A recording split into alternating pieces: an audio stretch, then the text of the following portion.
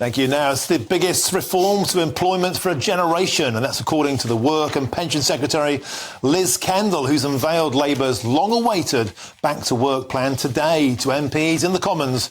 A youth guarantee will see unemployed 18 to 21-year-olds lose their benefits, allegedly, if they refuse to work. But the mention of a crackdown on sickness benefits is nowhere to be seen. And Downing Street has refused to set a target for reducing the nation's benefits bill, which could set to rocket to an astonishing £100 billion per year every year by 2030. Now, the Tories are saying it's nothing more than rearranging the deck chairs on the Titanic. But first, here's the Secretary of State for Work and Pensions, Liz Kendall, speaking in the Commons a short while ago. Bringing forward the biggest reforms to employment support in a generation. Turning a department for welfare into a department for work, taking the first steps towards delivering our bold ambition of an 80% employment rate in a decade of national renewal. Madam Deputy Speaker, nothing short of fundamental reform is needed to turn the page on the last 14 years. Well, how can we get to grips with Workshire Britain, and how can we solve the epidemic of mental health sickness payments, I'm joined in the studio now by our political editor, Christopher Hope, and also Reform UK MP Lee Anderson from Ashfield to get to the bottom of this. Chris, let's start with you. We've got a massive, massive problem. In fact, it's a £100 billion a year problem now. An astonishing number of young people, especially out of work. 627,000 jobless under 25s. That's gone up 128,000 year on year. The Tories are saying this is rearranging the deck chairs. Liz Kendall is saying it's the greatest reform in a generation. Two wildly different points. Yeah. Where's the truth? Well, we've been here before, haven't we, Martin? Here it is. This is called Get Britain Working. This is the white paper the Labour government's put out. We've seen it before with the Tory party. Nothing is really eaten into the soaring benefits bill. The problem, I think, here is we have got this figure of £60 billion in out-of-work benefits. That goes to £100 billion by the end of this decade, by 2030. In the lobby briefing today with the PM's official spokesman, I asked him, how do we judge your success at GB News? How do we know you're going to do well? When will you say you won't get to the £100 billion a year figure? They wouldn't say that. They just simply said, you know, they know the numbers there and we're doing all we can to try and deal with the underlying issues. But this document here, it's signed by Rachel Reeves, the Chancellor, Liz Kendall at Work and Pensions, Bridget Phillipson at Education, Wes Streeting at Health. They're trying to make it into a cross-party issue here, but a cross-departmental issue, I should say. But whether they get that, I don't know. The big target is getting 18 to 21-year-olds back into work. And that's why there's an expectation, they tell us, to engage, and the consequences will be losing benefits for those who do not engage. That's what they're trying to say to us. But whether it works, we'll wait and see. I mean, just stepping back, I was yesterday at the CBI conference for your programme. And there you got them, they're telling us the increase in minimum wage, the national insurance employers increase. There's much more reasons not to employ a young person, and yet the government is saying get off benefits. Those two things don't work, don't match up. In fact, today, Tesco's, Marks and Spencer's, Next, Asda, McVitie's, Reed Employment, they're all saying they were looking to take job numbers down because of all of that. But let's get this back onto benefits. Lee Anderson. To be fair, this isn't just a problem that the Labour Party have. It was pretty bad on the Conservative watch too. In fact, since COVID lockdowns, we've had a terrible ballooning problem with benefits bills. You've heard all this before. Is there anything in today's bill which you think has sufficient teeth to tackle this problem? Well, I mean, we'll wait and see on that, Martin, but this is a problem. It's been going on for 20-odd years, this has. I mean, I spent, before I came into politics, I spent quite a while working for Citizens Advice Bureau in Ashfield, and we would see people coming to claim their benefits. And I remember one particular case, Martin, a lady came in on a couple of sticks, could hardly walk. You know, you really felt for her, really desperate stuff. Got no money, bad bike, trying to claim, did the appeal for her. You know, a couple of weeks later, I seen her down Mansfield on the disco, on the dance floor, you know, knocking 7 bells out of the dance floor and like sort of break dancing. I'm thinking, my goodness, you know, I've just helped you fill out the benefit form and done your appeal for you, and it's quite frankly, there's nothing wrong with you.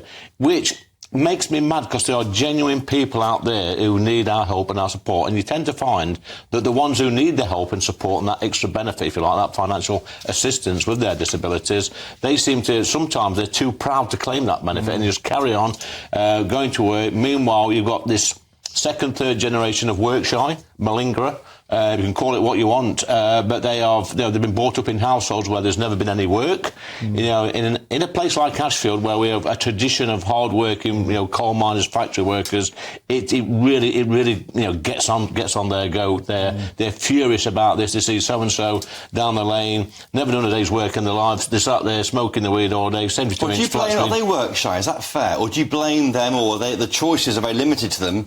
And Chopper, stop talking. But they're just bone idle. They've got bone. Some of these families have got bone idleness in their DNA. Role models to show how to work. This is the problem. Some of these families have not had role models, second, third generation. They've never seen a dad or mum go to work. Meanwhile, the rest of the street's working to keep that one family. It's not fair, Martin. We need to sort it out. We need to stop the benefits and get these malingerers back to work. So they're paying into the system. So if you stop the benefits, what are you going to make them do instead? Like I remember before with problem tenants, when you fight in the Ashfield election in 2019, you said you put them in tents and make them pick potatoes. And all the Liberal media got the knickers in a twist, but the voters locally, they like that kind of thing. Look, how do you deal with this? It's easy to sit on the sideline. No, it's simple. It's simple, Martin.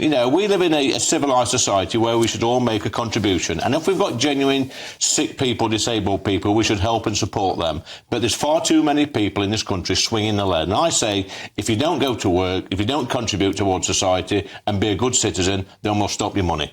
Simple as that. Stop it. Stop the money. Stop the money. In totality. Don't go to work then. And I've got friends who've come here from other countries, namely India, and they cannot believe how genuine the amount of money people get on benefits in this country. They cannot believe it. My mate Matthew, he runs a New Cross pub in Sutton. He's an Indian chap, came in but made his business.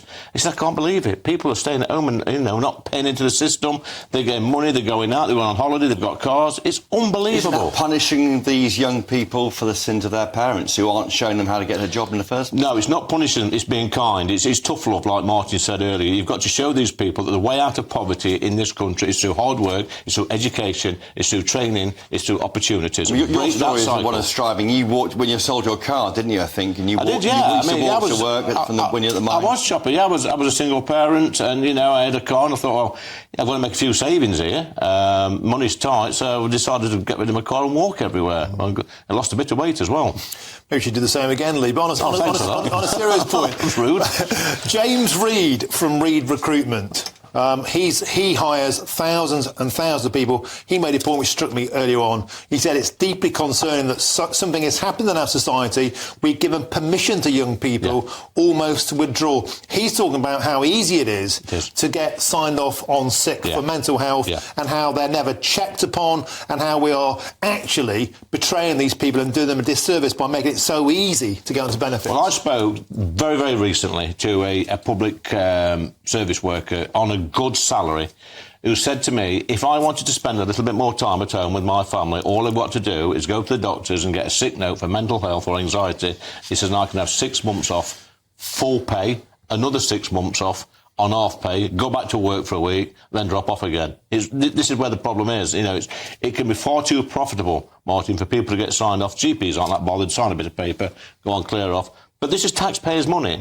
And then, if we sort of doing that, if people who are actually working are doing that, and that breeds into the next generation of, families, young people seeing that their parents have not gone to work, they've done okay-ish by not going to work, it's going to pass on to the next generation. Can I mention a story which just broke in the bulletins there, and that's about the tragic closure of the Vauxhall plant at Luton, 1,100 jobs. When you talk about getting people back to work, when you think about the fact, when we were growing up, we made stuff in Britain. Yeah, we did. We had pits, we had factories, the lace market, of course, in Nottingham, where we're both from, and now our motor industry was always said during Brexit that would go. That didn't happen, but this is very, very sad news. Well, we're looking at government intervention here. Vauxhall is saying they've closed this Luton plant making vans as net zero rules force them to curtail the sale of petrol vehicles. Now, what that means is from 2030, this government is abandoning the sale of new petrol vehicles. Now, in the meeting today with the PM spokesman, we asked at the meeting, will you move that to 2035? There's a big dinner tonight at the MMT, the Society of Motor Manufacturing Trade, the meeting with the business secretary. They are not going to budge on that, but they recognise the slump in sales of EVs, and that's part of the crisis affecting part of this industry. And this looks like it's part of that target. Lee Anderson, Anybody with half a brain could have seen this come in. We're seeing across continental Europe, Volkswagen, BMW, Porsche, all of them are laying back production because of these electric vehicle targets. People don't seem to want them. They can't seem to be incentivised to buy them. Now this has become a problem on our shores. Is this evidence to you that net zero is killing British industry? All these disastrous roads and, the end with net zero, they do, Martin. And these electric vehicles, I've always said from the beginning, I think they're a white elephant. I went round a local garage at the weekend looking at second-hand cars, and I was astounded at how many electric vehicles were literally just 1-2 years old. People knocked down in value as well. Exactly. People are getting rid of them. They're unreliable. You struggle to find a place to charge them up. And, people are holding on to their diesels and petrol cars. Now, I've got a diesel car. I'm going to keep hold of that for as long as I possibly can. We've been sold a pup. If we're not careful, we'll be like Cuba, I reckon. We'll have petrol cars that we sort of maintain for 50 years. Seriously, I've got a diesel car. I pay £12.5 to use it every day, but I'm too tight to buy a new car because I don't want to be forced to buy a car I don't want. Yeah. I think that's the way people Is are the going. issue EV charging points? So you can't risk your drive to Ashfield. It's no cheaper, though, Chopper, is it now? I think people are, their bills on these cars are no cheaper than using a petrol or a diesel car. Well, we can't carry on, though, Lee, can we? I mean, you have to deal with the emissions, don't you? You must agree with that. You sound like a wet over there, Chopper, at the moment. You need to stop this nonsense. Honestly, mate, listen, we produce less than 1% of the world's carbon emissions. You know that. You've just been to Brazil polluting the airways, haven't you? You stand need. Chopper, well, the chopper has finally landed. Thank you very much for coming in. Lee Anderson, always a pleasure. And to you, Chris Hope, excellent stuff as ever.